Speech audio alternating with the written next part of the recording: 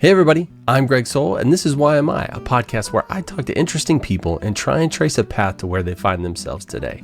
My guest this go-around is Nancy Beverly.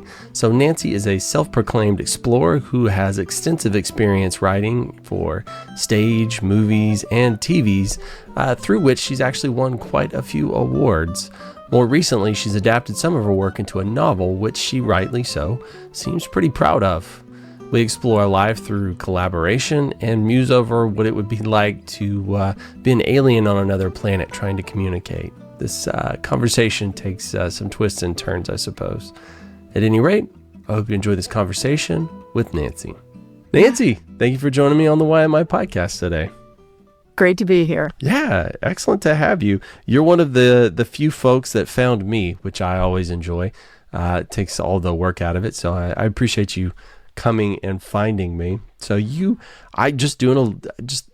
the thing. I don't want to learn too much about a person because I still want to be surprised, but you have done a tremendous amount of stuff. You just are a stuff doer out there. And so it makes me wonder, when somebody is so prolific, they have so many things, it's like, how do they define themselves? So here's the question, Nancy, who are you? Who am I? I am an explorer. I love to explore through writing and photography and hiking, and I've been doing all those things since I was a little kid. Hiking as well, huh? Yeah. So you're an outdoorsy kind of kid? I am outdoorsy. I am a member of the Sierra Club here in Southern California. I am the meetup coordinator, outings chair for the gay and lesbian section of the Sierra Club. So yeah, I've led over 350 hikes. All right. Do you do anything casually? Like you just, or do you have to run everything that you participate in? What's the story here? No. When you do an official hike, that's not casual. You got to scout it ahead of time and tell everybody what they're getting into. Okay. Because if you're going up to 10,000 feet or 8,000 feet, you want people to be prepared. But here in my neighborhood, the other 5 days of the week, it's pretty casual. Oh, I feel like going for a run. Oh, let's go for a bike ride. Keep it casual. Mm. So when you're in your neighborhood, do you have any friends that go with you? Do you have any pets?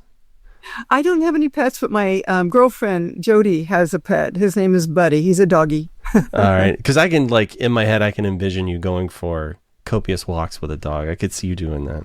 Yeah, we have fun with Buddy. Buddy the dog. Well, an explorer. How long have you been an explorer? Since you were a tiny child? Just always curious? Yes. I just finished. I have one section left to do, but I have about 4 or 5 essays up on Substack right now, and I'm Hiker NB on Substack. And when I was a kid, this is what my first section of essays were about. I wanted to take close-ups of water droplets outside on the clover. And the Instamatic camera my parents had given me when I was in grade school wasn't good enough. Couldn't do it. I wanted the background to be blurred. I wanted the sharp close-up. So my dad had a camera, and he hadn't taken pictures in several years. He took them when I was real little as a toddler, and then he put it away. It's a 35 millimeter film camera. So I went to the closet and got it out, and it had a cute little, I'm not kidding, it was only this big, a little instruction booklet that taught me the f-stop and the shutter speed and the rule of thirds. And I got some film and I started taking pictures. I'm in about the 6th grade. So that's when it started. About the 6th grade. So would you describe yourself as curious? Because you've already got kind of the adventurous part, you're out hiking, you're doing all this stuff, but do you feel like that's fueled by curiosity? A little bit. Yeah. When I'm out in nature, I want to learn about the trees and the flowers. This is another way of looking at it. I honestly feel like I was born to do it. I know Bruce Springsteen was born to run, but I was born to go outside and explore. I was just born that way. What's the feeling it gives you when you're out exploring? Peace. Peace. Comfort. Expansion, especially when I am walking amongst very tall trees. I went on a hike with some friends recently last weekend to a place called Mount Pacifico. And there were some very, very bigger than what your audience is going to be able to see here. Bigger than that. Trees that had fallen down, probably because of a fire. And for the heck of it, I measured the rings inside the stump. I go 5, 10, 15, 20. I got up to 150. So those trees were at least 150 years old, maybe 200. And it just makes me appreciate Mother Nature.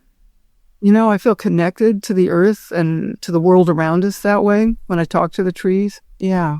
Yeah. It's like a feeling of something bigger than you that's been here longer and will outlive you kind of thing, huh? Exactly. Exactly. Yeah.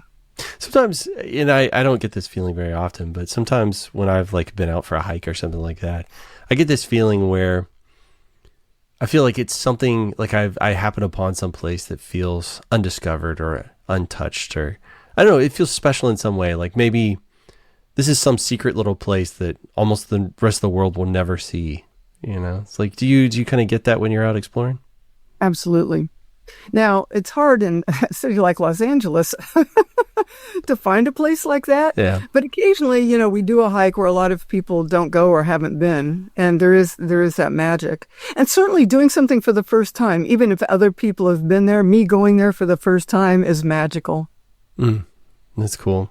Yeah. Do you typically do that stuff by yourself? It sounds like you mostly do that kind of in a group situation. Do you feel like it changes the experience, elevates it if you have like people with you, sort of thing? Absolutely. I just said to my friend Gail on this past hike up to Pacifico that I love talking to people and I love connecting with them. I love the back and forth between, the insights we both have, the stories we both have. I do like hiking on my own. I do that occasionally, but more often I'm with people. Yeah.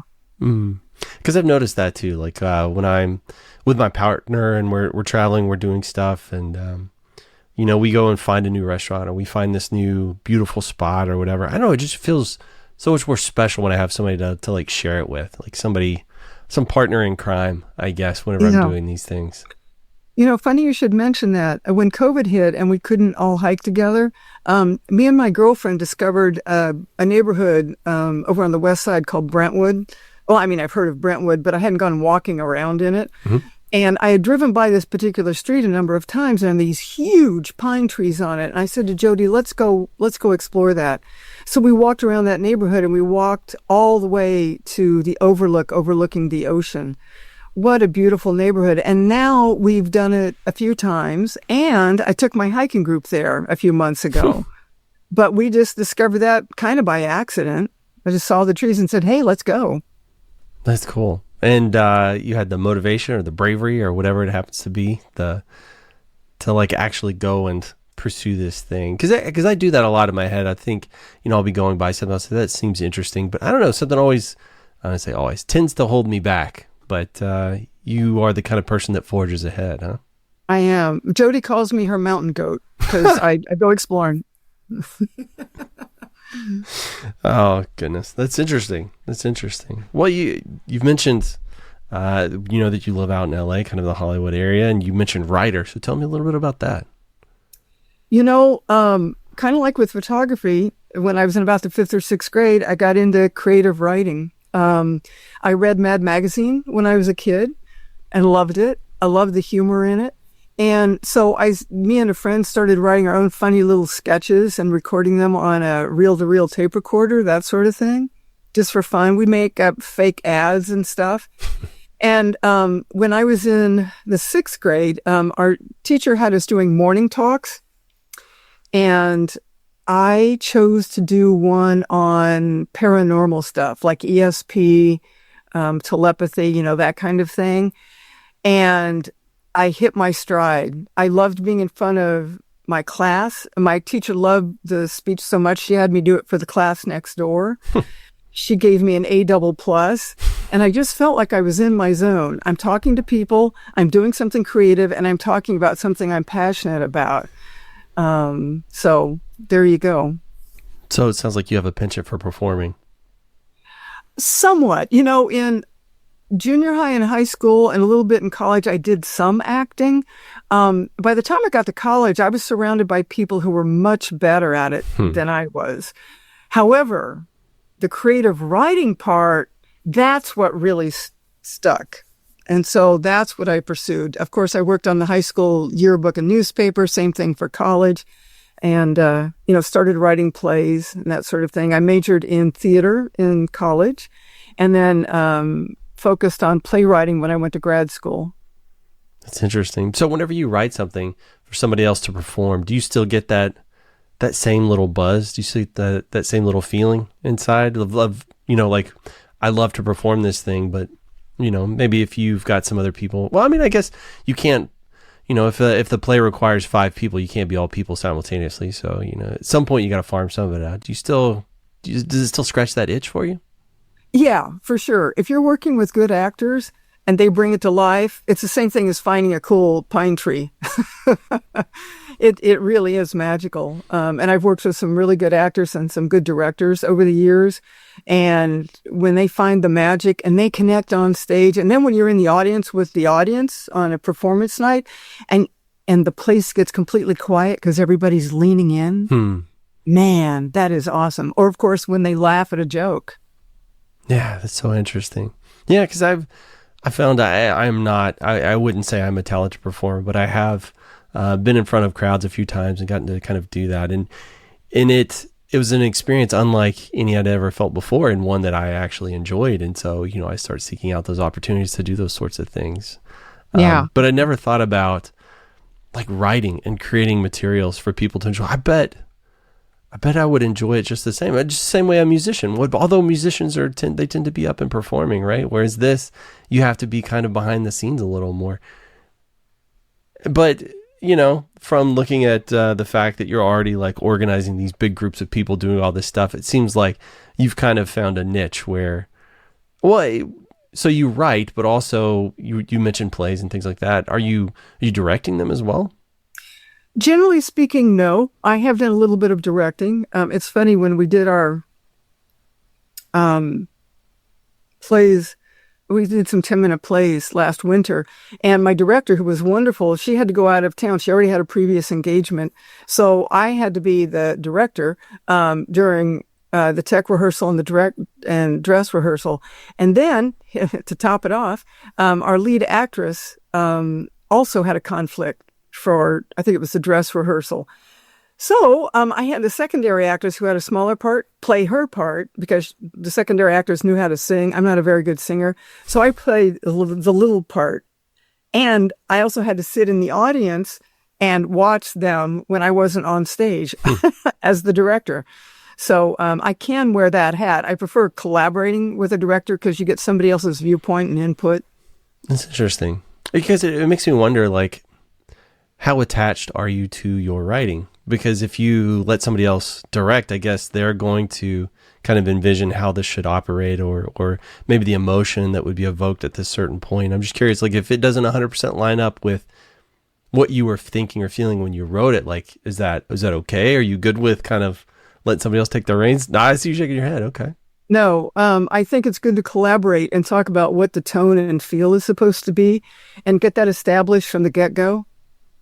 And then, collaborate as it's unfolding. And again, I've had these wonderful collaborations with directors where we each throw ideas back and forth, and they don't mind me giving notes either on the actors or talking about the content. And it's like watering a plant and seeing it come to life. So I know writing is like kind of a solo endeavor. I talked to somebody and they were talking about how, when they're writing, you don't get any like direct feedback, like an actor will get feedback immediately, or a performer of any kind, or you're creating music, you're going to get feedback really fast. But like when you're writing, you write for a really long time before you get that feedback. Is that kind of tough to help push through? It can be. Luckily, I belong to a writers group, a playwrights group called Fierce Backbone. And we meet on Monday nights on Zoom. Before COVID, we would always meet in person. Now we only meet in person once a month.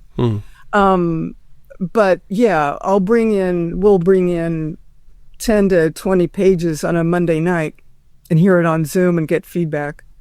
In fact, in the middle of December, I'm going to hear a full-length play of mine in person.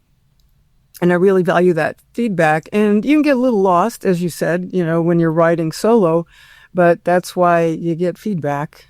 That's interesting. So, because I noticed like this pattern of you love collaboration. I was thinking, man, here's this big solo endeavor. How does she survive that if she's, so, I don't know, like, I don't think dependent on collaboration, but you enjoy it so much, it seems like. And here you found a way to make a solo endeavor, like a group project almost. That's, that very much fits. Yeah. Speaking of, here we go. Speaking of solo endeavors, so a couple years ago, I did a one-person show at the Hollywood Fringe Festival called Sister from Another Planet. So even though it's a solo show, I did it in front of my writers group in person and got feedback from them. Then I collaborated with the director and got feedback from her. So again, collaboration. Gotcha. Which I think is like, have you always been like open to feedback and collaborative? I think so. I'm thinking back. Yeah, I think so. All right. My first professional job was at Actors Theater of Louisville, and we had 10-minute play showcases twice a year. So I had something like 6 short plays done while I was there. And yeah, I worked with good directors there. And it's interesting, I was also there as the assistant literary manager, which meant that not only did I read a bunch of scripts and help them pick out what we were going to do, we also had the Humana Festival of New American Plays, and so I would be assigned a script as the dramaturg, and the dramaturg's role is to offer feedback. And there were some playwrights that we worked with that really didn't want feedback. Well, that's their choice. But I like feedback, so yeah. Yeah, I'm always curious about people that are like super open to feedback and like to grow in those ways, because early in my career, I would say, man, probably the first 15 years, I did not want anybody to help me. I could not ask for help. It was impossible. Feedback was always an attack. It was a criticism. And it took me a while to like transform my brain and to learn that, like, oh my gosh, when you do that, you're so lonely because you're having to literally do everything by yourself. And then even if you do succeed, you're up there by yourself at the top of this mountain. And, if you don't bring anybody with you, it gets really lonely. And so I had to learn that the hard way. And now I collaborate almost immediately with everything. Like, it is so much better. It's so much more efficient. And it's honestly just more fun to like share what you're doing with other people. It is. Yeah, I agree. I agree. It feels like such a cheat code when I meet people that are like, oh yeah, I've always done it this way. I don't know. That's awesome. Well, the other thing is when you're watching other people's work and they're not taking feedback, or you're watching people direct, act in a show that they wrote, or they're wearing 2 hats or not 3, but either way, and you watch the finished product and, it needs work. And it's like, don't let me be that person. Take the feedback. Now, every feedback you're not going to use, right? Mm-hmm. That's okay. Everybody has their own set of glasses they're going to view the world through. And sometimes you have to understand why they're giving that angle. So, pick and choose what works. Yeah, for sure. Because, I would assume most of the stuff you run into, it's very subjective, right? It's opinion. It's how somebody feels about something. It's not like objective. If you have 5 different people who give almost the same note, it's like, ooh, Bill, I better pay attention to that. Yeah. Yeah, for sure. Have you, through your career, because I've done this in mine, have you, collected a bunch of people that are, very trusted resources on specific subjects? Yeah. Yeah. Yeah. No, in my writers group, there are people whose opinion I really trust. Yeah. Yeah. That was another thing that I learned the hard way is as you meet people in life, you start collecting them, start adding them to your to your Rolodex. And so I've got this big group of people that I can reach out to, and odds are one or two of them have run into the same thing I'm working on. So, they can immediately give me, and man, I have saved so much time and effort and energy, and learned so much from these other people. It's fantastic. That's great. That's awesome. Yeah. Yeah, you got to have a team. All right. So you said explore, and you said explore through writing, but I'm trying to imagine in my head what that means. Like, how's one an explorer via their writing? What does that look like? Well, what has happened over the years is, and I don't know this from the get-go when I'm starting a script, that there will be topics and themes in the script that will allow me to explore myself and other people around me. And I might not know what that is before we start the process, or I start the process. But as I get into it, it's like, oh, yeah, okay. I had that relationship with my mom. Oh, yeah, that's how I related to my dad. Oh, yeah, that was from my childhood. And you uncover that as you're going. Hmm. So it's therapy is what you're describing. A little bit. Another project of mine is I have the film version of this, and this is the novel version of Shelby's Vacation. And it's about two women who go on a journey to let go of past fantasies and future fantasies in the romance area so that they can find love in the present. And when I was younger, of course I fantasized. We didn't have outlets for gay and lesbian people back when I was a kid. We didn't have a support group. We didn't have groups we could belong to. We didn't have the internet. So, yeah.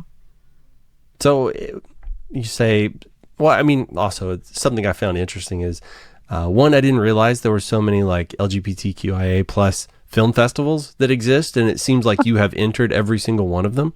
A lot of them. Yes. You have found them all.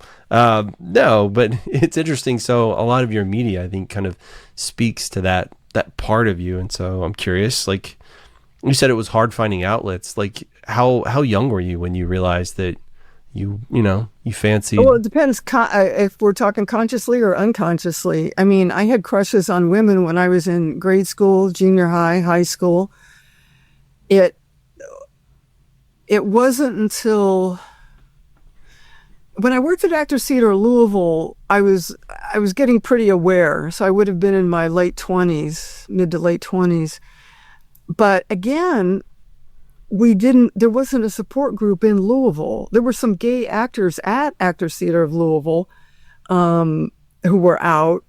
But I looked around. I didn't see any lesbians. And I wasn't sure how to come out. When I moved to California, I was about 30 years old. I knew in my head, I said to myself, okay, I'm going to come out. So moving out to California is when I made that big decision. Do you think you would have kind of arrested development there? Like if you had stayed in Louisville, do you think you would have just kind of kept it quiet? I don't know. But I was never going to stay there. I was there for 4 years. It was fantastic, but they had done my short plays. They weren't going to do a full-length play of mine, and I thought, I've got to move on. So, yeah. Did you grow up in California? No, Indiana. Oh, okay. So Indianapolis is straight down I-65 to Louisville. Okay, so not far. So yeah. California was a pretty big departure from what you were accustomed to then. Yes. Yeah. You know how so many senses. You know how I discovered I was going to move to California? There was an ad in the local paper, Louisville Courier-Journal, and it was for Amtrak. And back then, they were offering, like for $33, you could cover one section of America. For about $66, you could cover two sections of America. And for only $99, I could cover round trip 3 sections of America. So I could take the train from Chicago. I had to take the local up to Chicago.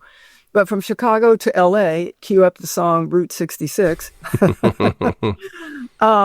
For $99, I could go all the way across America. And I stayed with a friend down in San Diego, and I saw the mountains and the beach and went, I want to move here. And I'd been to New York already, and I liked New York, but it's a lot of cement. So I thought I'm going to get into TV because that's what they do in Los Angeles. And there you go. Yeah, that outdoorsy part of you probably felt at home out there versus, I mean, I love New York. I've only been there once, but it definitely speaks to me. I'm a city kid. Okay. But I've also been to California a few times. And I remember the very first time, or one of the first times at least, I went out there. I was a author for lynda.com. And so I flew out there to LAX. I got there at night and I got a rental car and went to Carpinteria. There you go, Carpinteria. Yeah, and I stayed in my hotel and I woke up the next morning and I got out and I looked to one side and there were the mountains and I looked to the other side and then there was the ocean. I was like, oh, I get it. Yeah, it makes sense. I see why people flock to this place. It was like, the weather was perfect. It was beautiful. Everybody was laid back, sleepy little town. So I was, it's like, oh, well, it makes sense now. Yeah. Yeah. Yeah, they were having snow back east a few days ago, and it was like 85, 90 here. Yeah. I'm down in Texas, so I'm used to it being pretty warm. But somebody was telling me we had like a beautiful, perfect day, which we only have a handful here where you're not either like cold or just absolutely sweating. And somebody was like, yeah, this is pretty much every day in San Diego. And I was like, oh my God. Yeah. I was like, what good is that? What is this information? How is this helping me? I don't need to hear that. That's cool. Well, you made it to California. And you said, hey, this is where all the magic happens. Like, what happens then? Like, did you stay with one of your friends? Like, how did you get started? Again, you know how I said earlier, I felt like I was destined to be a writer, a photographer, a hiker.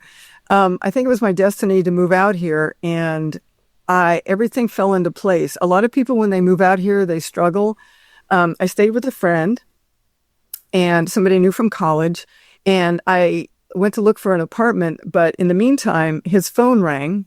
I had been here just a few days, and it was a friend of his who was leaving a job as a producer's assistant, writer-producer, and she said, do you know anybody who could take my place? And he said, yeah, my friend Nancy, she's sitting right here.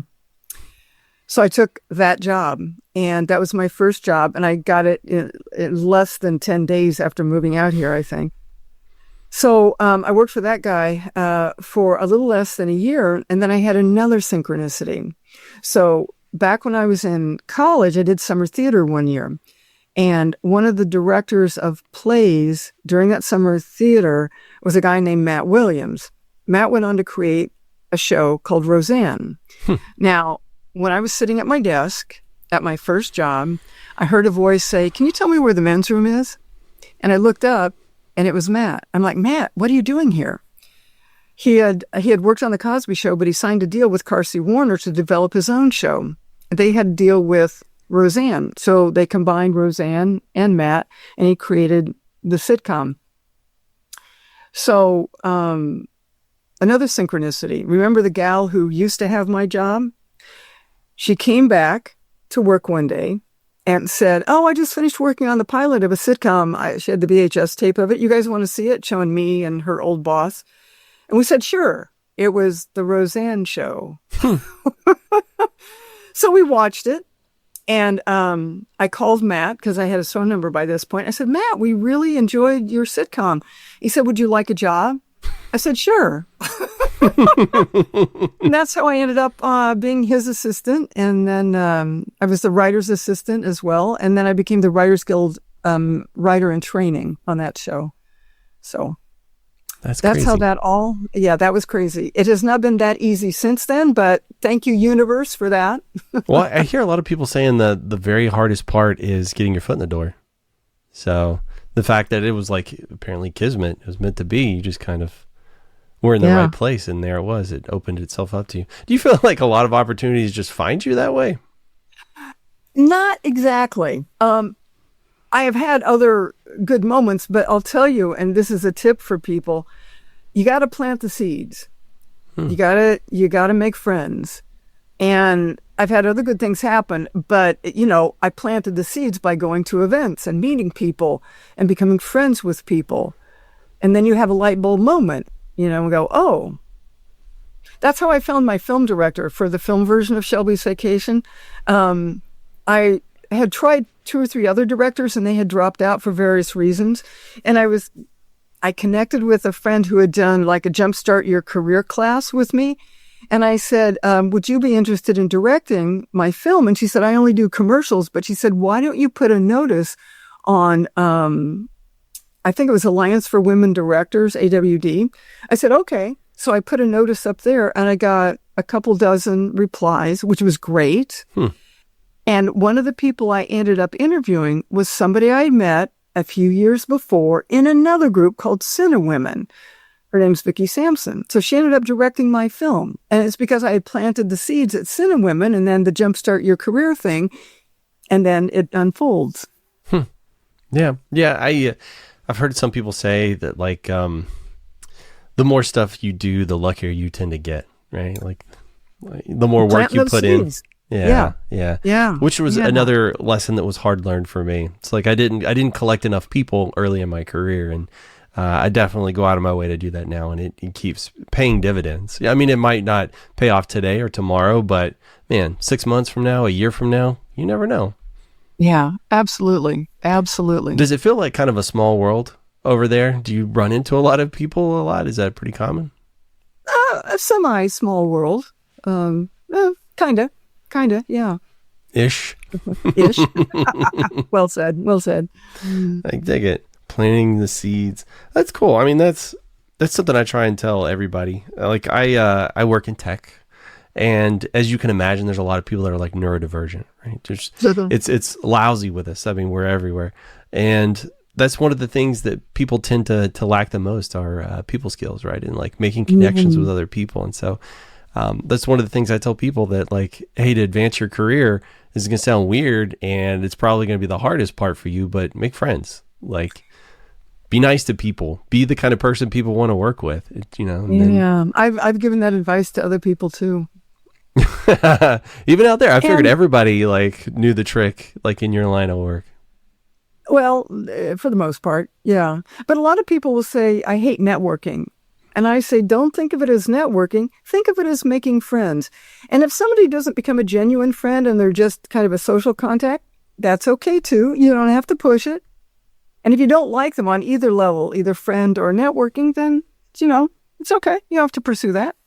Yeah, 100%. I'm in the same boat. Like I can be friendly with everybody. Doesn't mean we're going to be friends, but I can be friendly. And yeah.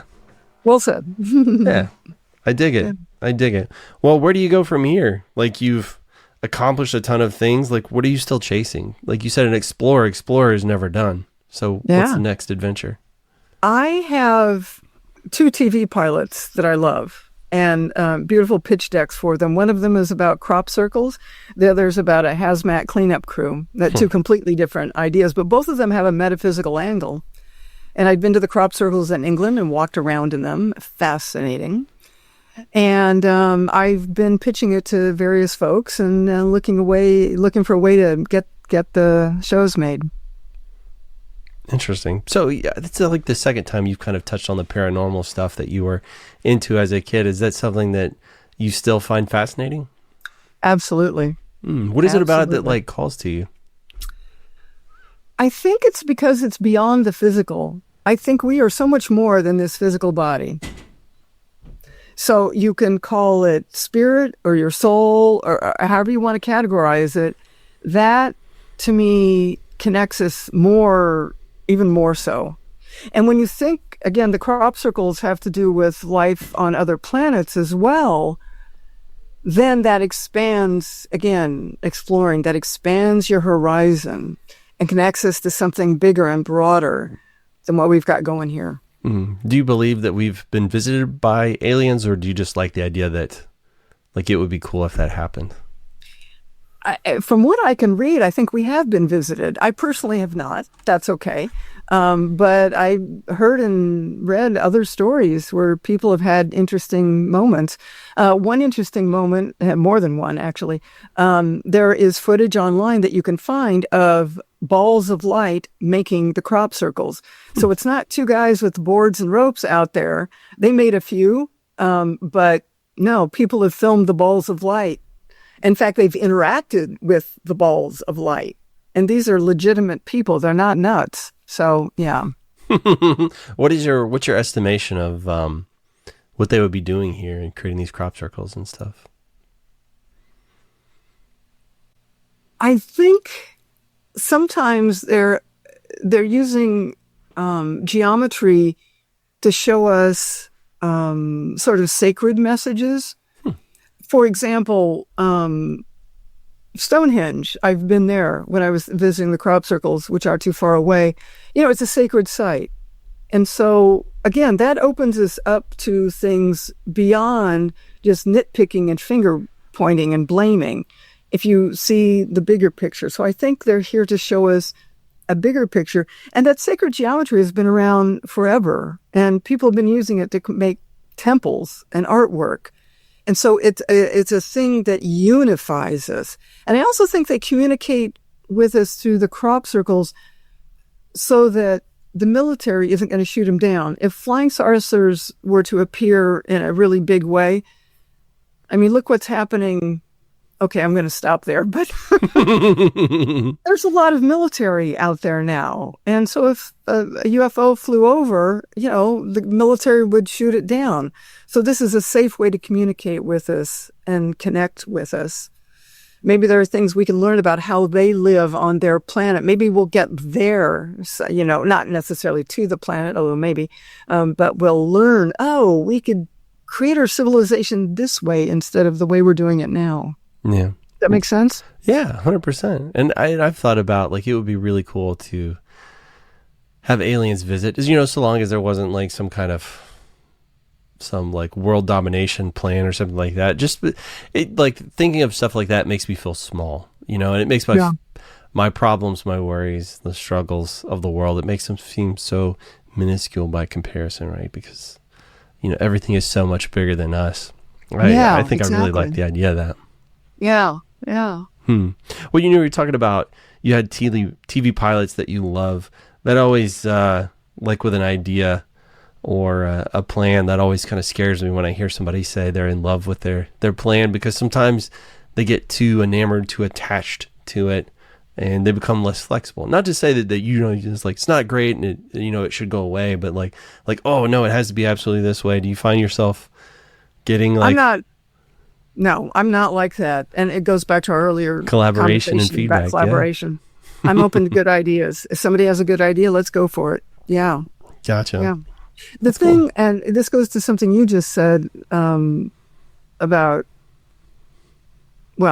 in my pitch deck for the Crop Circle project, which is called The View from Above, I have a slide of something that I don't want my show to be like, and it's Independence Day, which reduced the aliens to aliens are invading. Yeah. No. So if somebody at a network were to say, well, we've got to have the aliens invade. No, sorry, not going to do that. Well, but imagine, if you will, you are an alien and you are going to a remote planet and you're going to communicate or discover or do something. What would you do? What do you think your primary directive would be? And then what things do you think you would explore when you are there? I would try to convey the concept of give peace a chance and show people how connected we are, how alike we are. That's what I would do.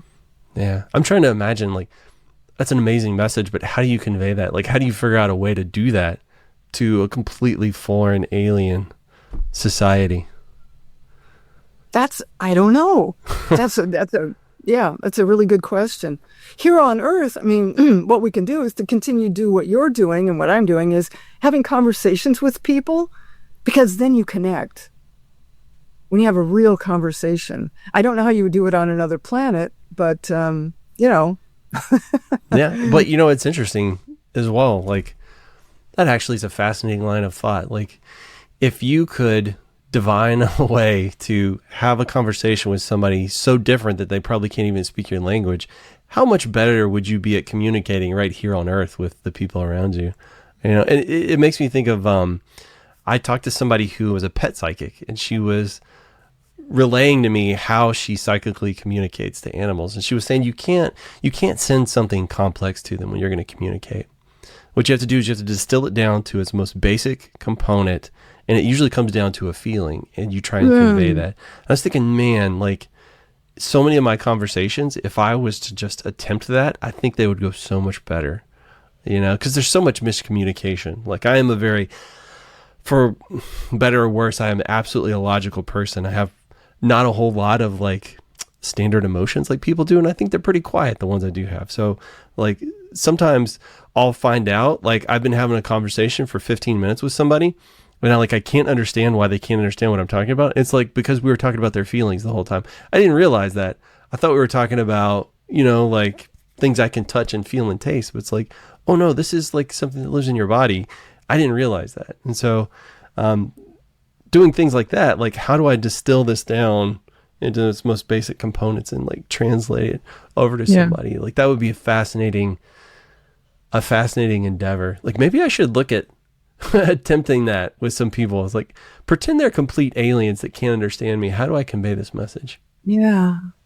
I also, when I'm sitting with Jody's dog on the couch, we just convey basic feelings to him, like how much we love him, that sort of thing. And he turns and will look at me with his wonderful eyes, and I can sense he's getting the message. Definitely. Yeah. I think dogs perceive on a level that we can't, animals. I think they're still in touch with those parts of their body where they can like really intuit like body language and like kind of your sense, your aura, your wavelength, whatever you want to call it. I think they're much more perceptive than we are in those ways. I think we've lost those parts of ourselves, Yeah. Kind of like when you get old and you forget how to imagine or play fantasy. Although the things you're doing, I think, kind of still keep you grounded in those. Writing, because you're having to be creative and come up with all these things. I have long since forgot what it's like to be that imaginative child as much as I'd like to. I hope that after this conversation, you can touch upon that. Well, I think I get to vicariously live through people like you. Okay, that works. Yeah. I get to vicariously live through my kids. And you're doing it right now. I am, yeah. Yeah, I am. Yeah. So just little pockets of it. Keep me connected, keep me grounded. I still have this thing where I have problems being silly. Like just I will say crazy, insane things, and I make jokes constantly. But like I've played Dungeons and Dragons with people, and I have this thing where I can't be a character. It's always just me being this thing. It's kind of like, I don't know, like Nicolas Cage in a movie. He's always Nicolas Cage, or Samuel L. Jackson. It's just different flavors of those same people. So I can't really embody somebody else or completely let myself go. I don't know. That's probably one of the reasons I could never be, one of the million reasons I couldn't be an actor or performer in those ways.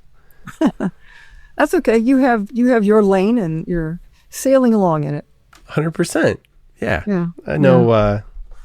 What else do you have in the chamber that you want people to know about? We're getting kind of close to the end here. I'm just curious. Yeah. I think we've covered a lot of it. One of the fun things on my Substack thing is people can go on the journey of how I moved from my dad's camera to the next camera to the next camera. So, and I've put up photographs there through my years. I still have some from college, grad school, and then some vacation pictures, So it's fun. Yeah. Do you feel like it's kind of a memoir for you, the Substack, or is it a precursor to a book? What are you getting at? It might be. I did not want to sit down and write a traditional autobiography. But a couple friends of mine had started essays on Substack about their lives. I thought that could be a way of collecting things. So I picked the topic of photography. I'll probably pick the topic of writing at some point, So yeah, it's a way of grouping my memories together. Yeah. Interesting. I like it. And it's instant. You get that feedback. You get it all out there. People can find you and react to it quick. I like that. Yeah. Excellent. Well, I'll tell you what, Nancy, right here at the end, one, thank you for your time. It was so nice of you to reach out and spend a little bit of time with me and let me get to know you and how prolific you are and how I'll never live up to the unrealistic standard it is to be Nancy Beverly here. Oh. No, but other than the Substack, if you want people to interact or anything you want people to find, what does it look like? You know what? The Substack is one method. I'm on Instagram also as Hiker Envy. You're on the gram. I just put up hiking photos. Yeah. Okay. I'm happy to put up a link to that as well. And then you've got NancyBeverlyWriter.com. So people that are interested, like, is that where they would go to, like, contact you? Maybe like on a business level? Is that more what that's for? Yeah, you could say that. On the business end of things, right now I'm promoting Shelby's Vacation. It's available at Amazon and on Audible and Hoopla. So, did you narrate the Audible version? I did. My film Excellent. director, Vicky Sampson, recorded me, and we added some sound effects and music. So that was really fun. How fun, dude. Because I'm an audio medium kind of person, so I always appreciate it when somebody has the audiobook version ready to go. And honestly, I like it in the writer's voice too. Like I have always enjoyed that. Yeah. Excellent. Well, cool. I'll tell you what, I appreciate you again, and I'm gonna hit stop on all this stuff.